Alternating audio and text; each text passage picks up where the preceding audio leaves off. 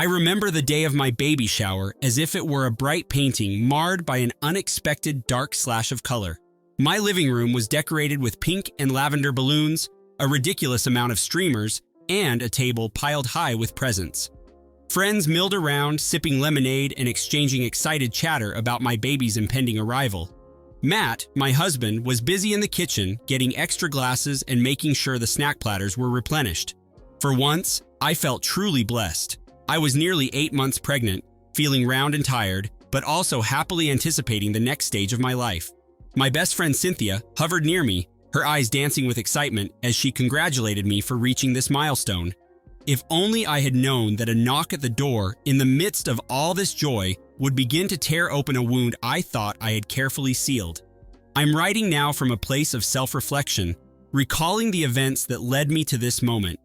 The pounding on the door broke through the gentle hum of conversation. Cynthia and I exchanged a glance, both expecting a late-arriving friend. Instead, it was my mother, Harriet, standing there with a forced smile. She looked me up and down and made a comment about how big I'd gotten. I was startled to see my estranged sister, Jade, looming just behind her. My throat immediately constricted. Jade and I hadn't spoken for a year and a half. After the fiasco at my wedding, when she attempted to flirt shamelessly with Matt, I had cut her out of my life entirely. The one time I confronted her about it, she blamed me for being too territorial, as if it was my fault for not letting her get too close to my husband. I was furious. On that day, the tension was immediate. My mother's eyes darted around, trying to gauge how she might spin her arrival into something positive. Jade, for her part, wore an expression I can only describe as smug. I remember wanting to slam the door in both of their faces. Cynthia softly touched my arm, her presence reminding me to keep my composure. After all, this was supposed to be a joyous occasion, but my hands were trembling, a mixture of anger and confusion washing over me. I had specifically excluded Jade from the invite list. My mother had responded vaguely when I told her Jade wouldn't be welcome, claiming that family is family, and we should at least give each other another chance.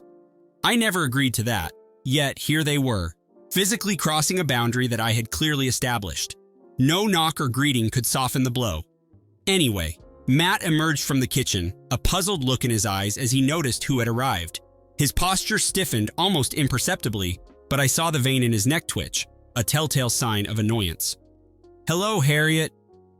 "Jade," he said, not attempting to hide his surprise.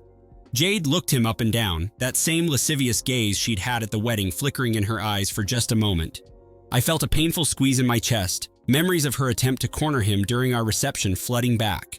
She'd tried to act like it was a harmless dance, but anyone with a brain could see the way she leaned in, her lips too close to his ear, her hand trailing along his arm.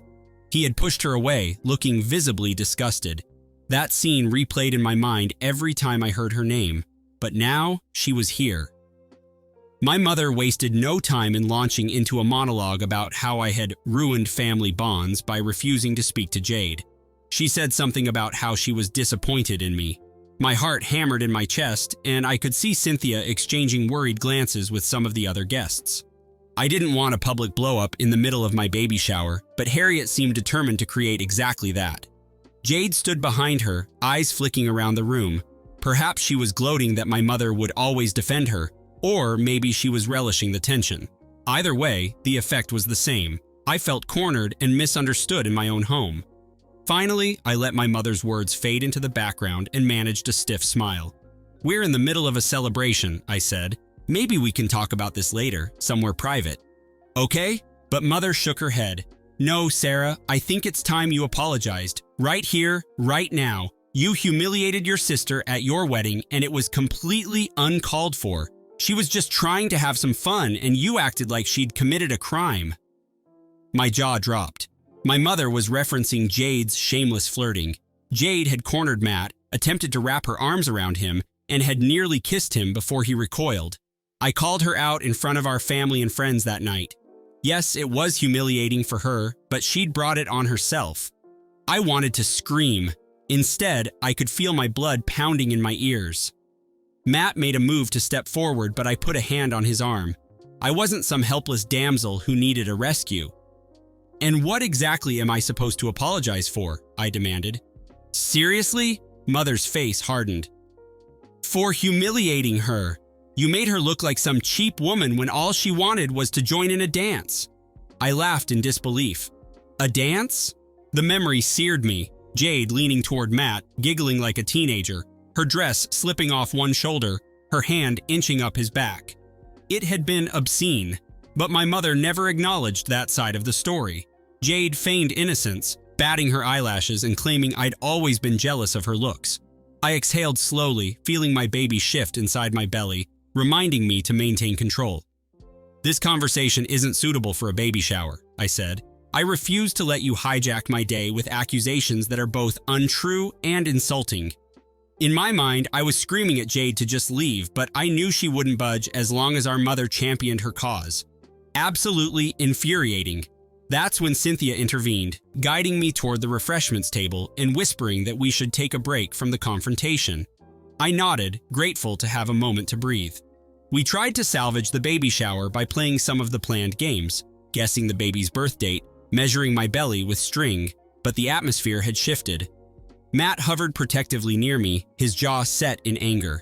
My mother and Jade drifted around the room, greeting people with strained smiles, as if they weren't the reason for the tension. Whenever I looked their way, I felt a spark of fury in my gut. My baby shower was supposed to be about celebrating new life, but it had been overshadowed by old grudges. I caught glimpses of Jade eyeing Matt whenever she thought I wasn't looking. It was like I was back at my wedding, fighting to protect what was mine. As the afternoon wore on, guests began to sense the undercurrent of hostility and started leaving earlier than planned. I couldn't blame them. What should have been a joyful occasion became a minefield of tension. By 4 o'clock, only a handful of close friends remained. My mother and Jade, however, stayed put. They seemed determined to corner me once everyone else had departed. Sure enough, the second Cynthia left, Mother marched up to me. "Now that we have privacy, you owe Jade an apology," she insisted, her lips a thin line. "Mom, this is insane," I said, trying to keep my voice even. "She tried to ruin my wedding by throwing herself at my husband. Where's the apology for that?" Jade rolled her eyes, crossing her arms. "I don't owe you anything, Sarah. If you had any class, you'd realize how childish you're being." My blood boiled. I was livid. My mother gave me a look that implied she saw me as the troublemaker. "Sarah, we raised you better than this. You embarrassed Jade at your wedding, and you still think you're justified in cutting her out of your life? She's your sister. That bond is sacred." My jaw clenched so tightly it felt like it might shatter. "She's the one who disrespected me in the first place," I retorted. "I did nothing except protect my marriage. Why can't you see that?" I almost wanted to cry, not out of sadness, but rage. I had grown up watching my mother favor Jade for as long as I could remember, but this was the ultimate betrayal. The baby kicked again, and I put my hand on my belly instinctively. I couldn't let my mother's guilt trip affect my health or my baby's well-being. But fury was burning in my veins.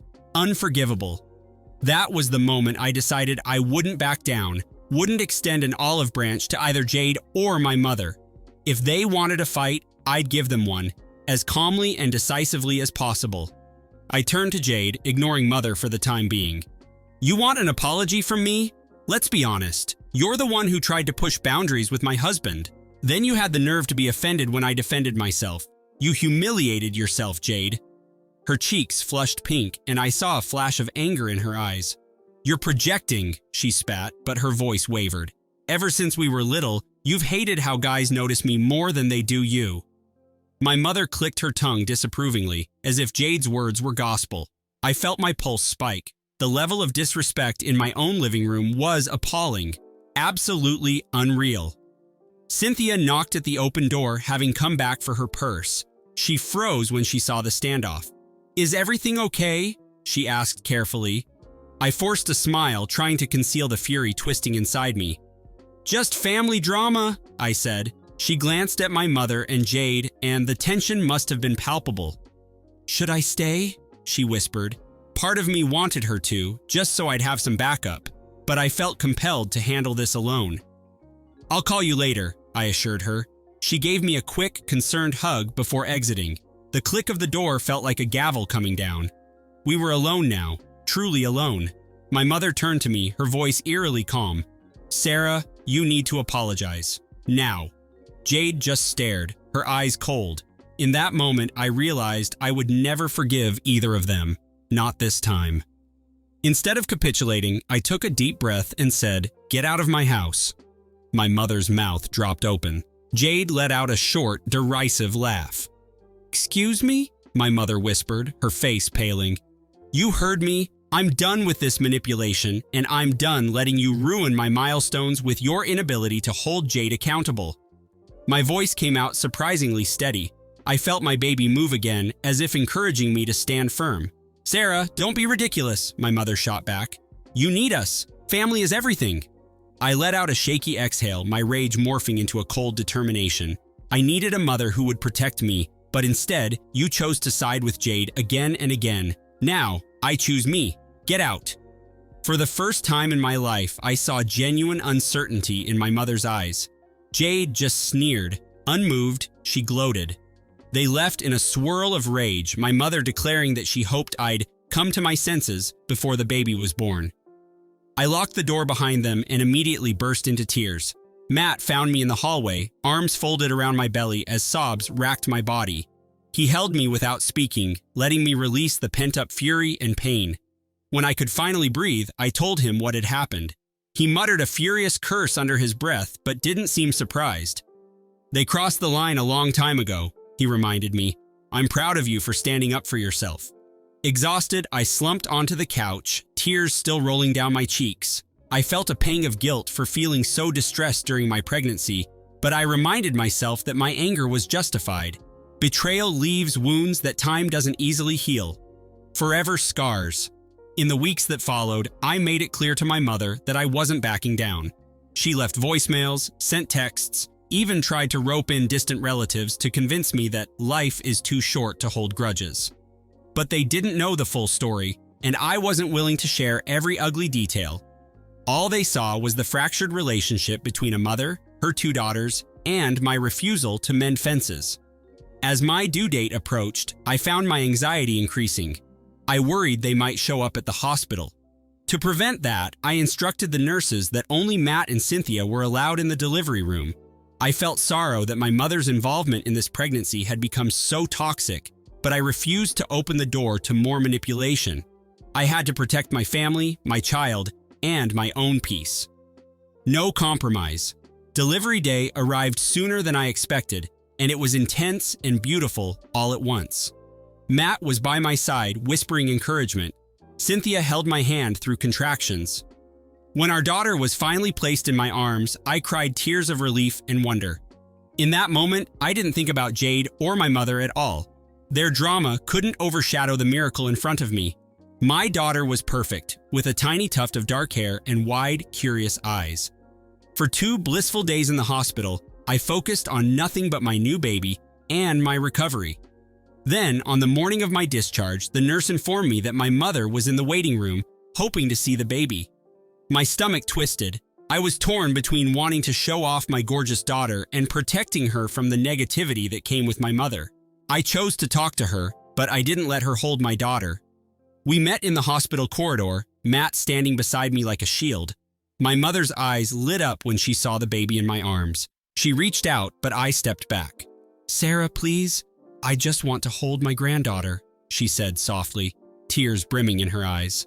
For a fleeting second, I almost caved, but the memory of her defending Jade's predatory behavior at my wedding and berating me at my own baby shower flashed through my mind. "No, you lost that privilege when you chose Jade over me," I said, my voice trembling but firm. My mother began to cry, and I felt a strange pang, but I didn't budge. I turned to Matt, and he guided me back toward my hospital room, leaving my mother standing alone, tears dripping onto the sterile floor. During my first weeks at home, I navigated sleepless nights and endless diaper changes. The baby became my whole world. Meanwhile, my mother tried a new tactic. She wrote me a letter, appealing to my sense of family legacy and tradition. She mentioned wanting to host a small gathering to introduce the baby to extended relatives. "Jade will behave herself this time, I promise," she wrote. The audacity made me laugh out loud. Jade had proven time and time again that she was incapable of respecting boundaries, and I wasn't keen on subjecting my newborn to that chaos. One afternoon, as I rocked my baby girl to sleep, I realized I no longer felt guilty about shutting them out. I felt free, like I'd broken a generational cycle. My mother had chosen Jade's side, no matter how toxic Jade's actions were. Now, I was choosing my own child's well-being. Finally, I began quietly planning my final move to ensure Jade and my mother understood I would never be a doormat again. Through a mutual acquaintance, I learned that Jade had been boasting about pursuing a new promotion at her job. She worked at a marketing firm where any scandal would be detrimental to her climb up the ladder. I still had evidence, texts Jade had sent to Matt, inviting him to meet privately, even after the wedding fiasco. Disgusting. I forwarded these messages anonymously to her boss, accompanied by a note cautioning them to supervise employee behavior closely. I heard from the same acquaintance that Jade's promotion fell through, and whispers about her unprofessional conduct circulated. It was petty, but it felt like justice. As for my mother, I never replied to her letters. Some wounds run too deep for apologies or reconciliations. My child would never know their toxicity, never again.